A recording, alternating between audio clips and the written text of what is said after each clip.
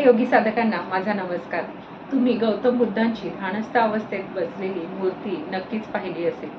तेव्हा त्यांचे हात असे एकमेकांवर ठेवलेले असतात, म्हणजे ती एक मुद्रा झाली। तर मुद्रा म्हणजे काय? मुद्रा हा शब्द मुद या धातूपासून बनलेला आहे।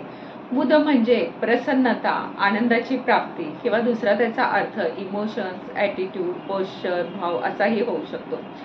या मुद्रांचा उल्लेख हठप्रदीपिका या ग्रंथामध्ये आसन प्राणायामानंतर त्यांनी बंध आणि मुद्रा सांगितलेल्या आहेत। आणि या मुद्रांचे प्रकार जे आहेत ते 5 प्रकार आहेत। त्यातील पहिली जी हस्तमुद्रा आहे, तर त्या हस्तमुद्रेमध्ये आपलं शरीर जे आहे ते पंचमहाभूत तत्वापासून बनलेलं आहे। पृथ्वी, आप, तेज, वायू आणि आकाश।